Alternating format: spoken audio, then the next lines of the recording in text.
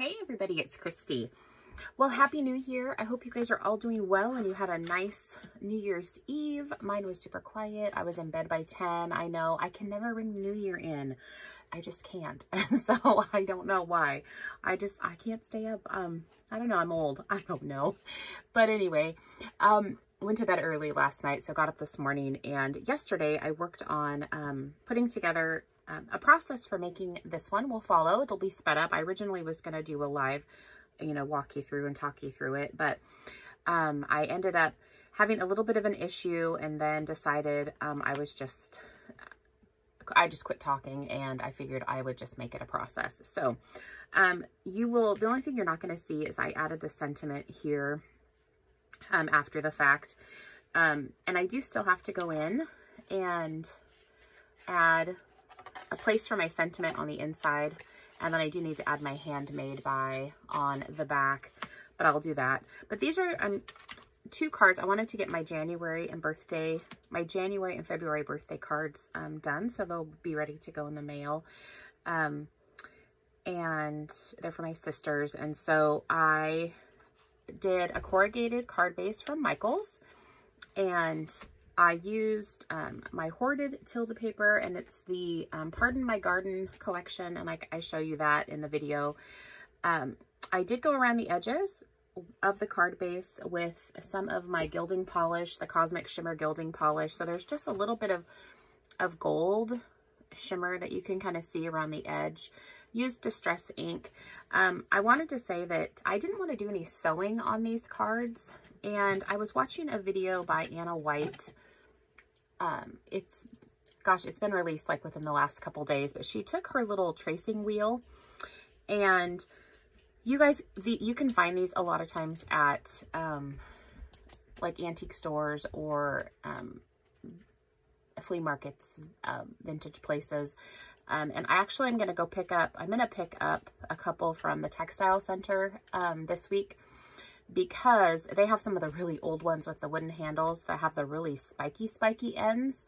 And I think that would be even better. But if you run it along the edges of your paper, it gives this little, and I don't even know if you're going to be able to see it, but it's a little dotted perforation. It doesn't perforate the paper, so it doesn't punch through, but it just leaves an impression of stitching, which is really cool.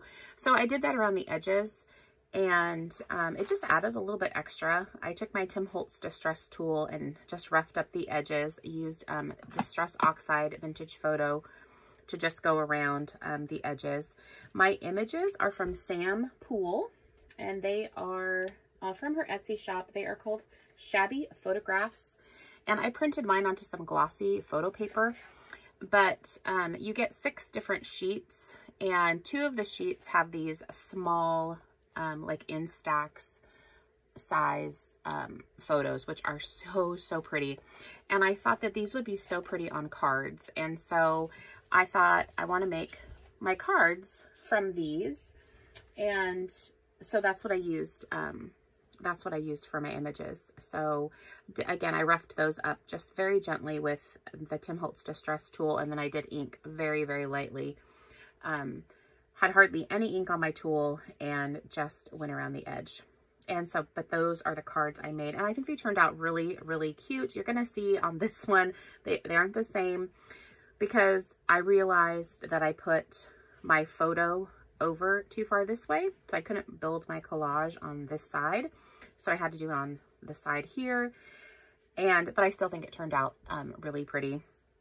I just used a bunch of paper flowers from my stash. I have 4 boxes of flowers, and I have them in those 4x6 photo storage boxes, those big ones from Iris, and so I told myself this year, I don't use them very much anymore, but I really want to start using them and use my stash up, and because it does no good for them just to sit and not be used. So that's what I used for those. And then I just pulled some of my precious crocheted flowers out of my stash, and then these are some vintage, they're kind of like what's that, melamine, or is it melamine, or what is, I don't remember what that is, but it's that really vintage plasticky stuff, but these are vintage buttons that I got. And I have just a little jar of pink buttons, and they came, they're just beautiful, but they came in this old little jar, and there's quite a few of them in there, but they're really cool. So I added one of those to the center of each of the flowers. And then the little sentiment is from Cat's Life Press, little birthday wishes, stamped onto just some fly paper from the inside of a vintage book that I had taken apart. And I love using that for sentiments. I think it's just a nice color, and distress the edge just a tiny bit with some distress ink. And then, yeah, and then just vintage laces from my stash. And I just love how they came out. So I still have to add my handmade by, and then I do need to finish up the inside, so I could do a sentiment in the inside. But yeah, but those are my cards. And so my intention this year, I want to make sure that I, like the month before at least, I make cards.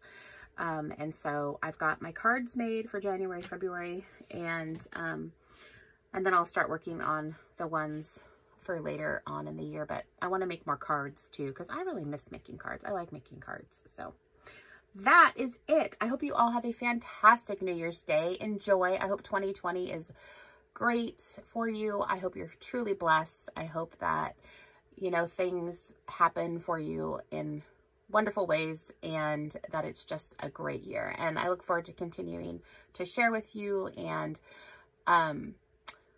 let's just make a lot of fun stuff. Okay, guys, take care, and I'll talk to you later. Bye.